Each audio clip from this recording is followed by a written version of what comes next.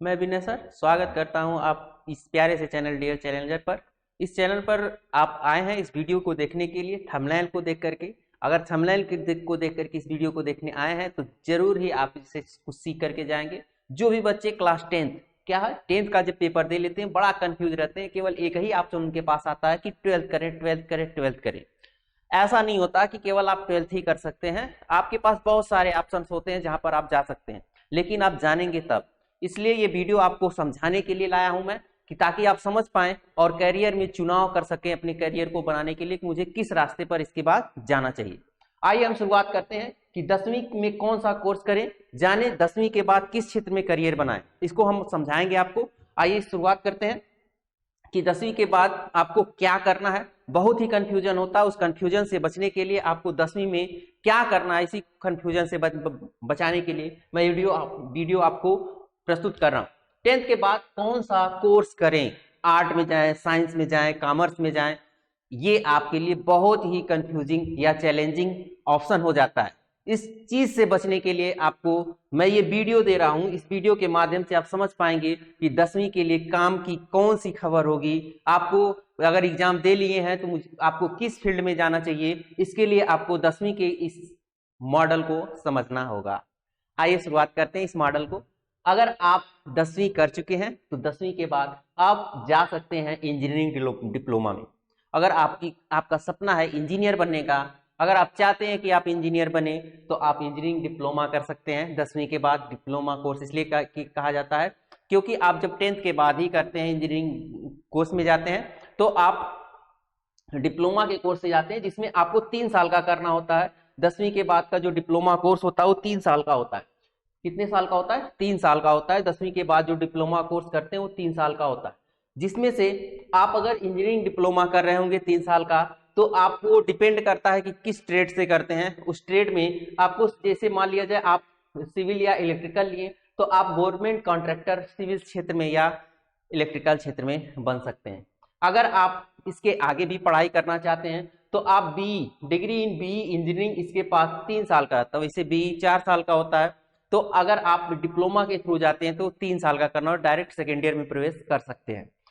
और अगला आपके पास ऑप्शन है एक associate membership of institute of engineering. ये भी आप इसमें इस लाइन में जा सकते हैं। मतलब 3 साल का डिप्लोमा अगर कर लिए हैं तो AMEI से इंस्टीट्यूशन जो होता है, इस इंस्टीट्यूट से आप 3 साल का क्या कर सकते हैं, इंजीनियरिंग कर सकते हैं।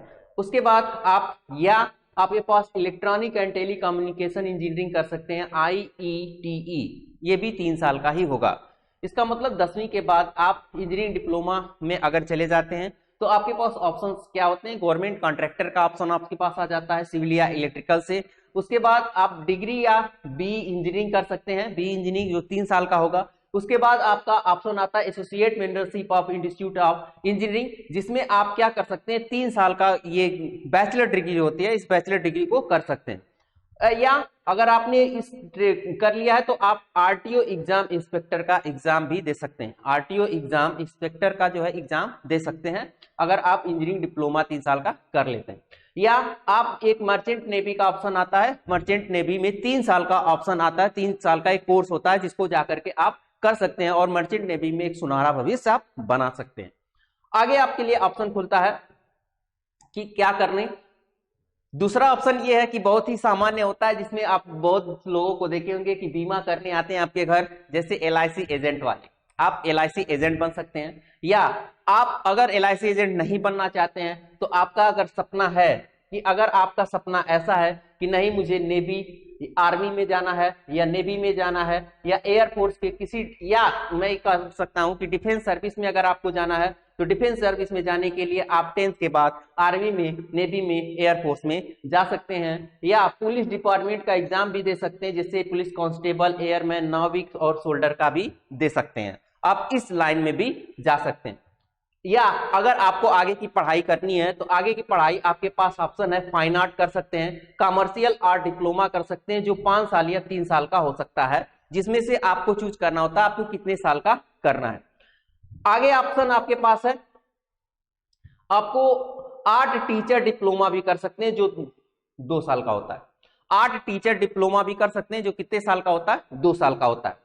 आईटीआई कर सकते हैं, आईटीआई आप इसके बाद 2 साल का, 10th के पास आप आईटीआई कर सकते हैं जो 2 साल का ये भी होगा, जिसमें से welder, machinist, stenographer, diesel mechanics, electrician इत्यादि ऐसे ऑप्शन होते हैं जिसको आप कर करके आप आगे के फील्ड में सुनहरा अवसर मिल सकता है, जिससे आप अपना भविष्य उसमें बना सकते हैं।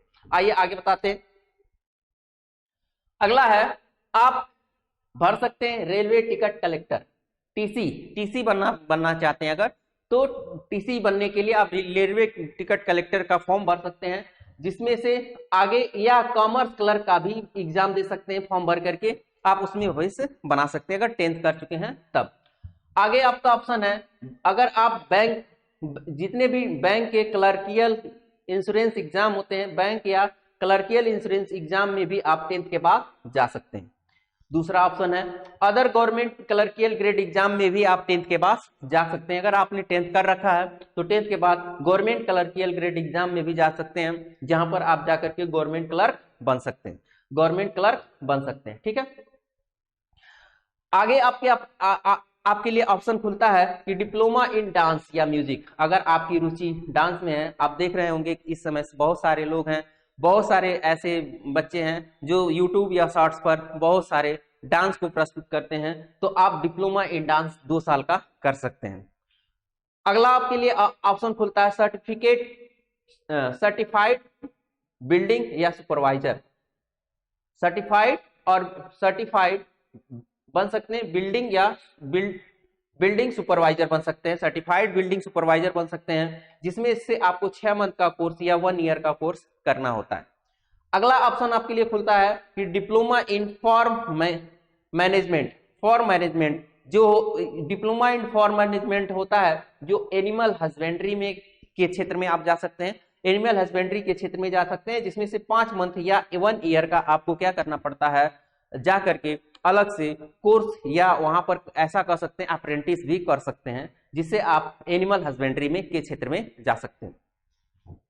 अगला आपके लिए ऑप्शन है कि आप इसके आगे आपके लिए ऑप्शन खुलता है मेडिकल लेबोरेटरी टेक्नीशियन।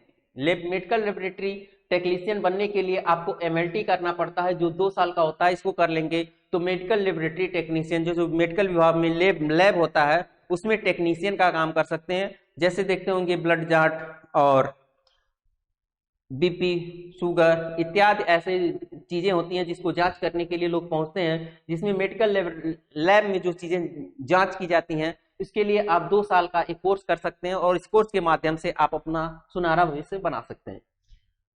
अगला है वेरियस डिप्लोमा कोर्सेज। बहुत सारे डिप्लोमा कोर्सेज हैं जिसको समझते हैं, आपके लिए ये फायदेमंद है। अब interior design stenography private sector में होता है, जिसको आप प्राइवेट सेक्रेटरी बन सकते हैं। Interior design stenography private secretary बन सकते हैं। Practice beauty culture and hair, है ना, सेक्रेटरी प्रैक्टिस होता है, beauty culture and hair dressing का आप देख सकते हैं। गारमेंट टेक्नोलॉजी का भी आप ऑप्शन देख सकते हैं, आपके लिए ऑप्शन खुल सकता है।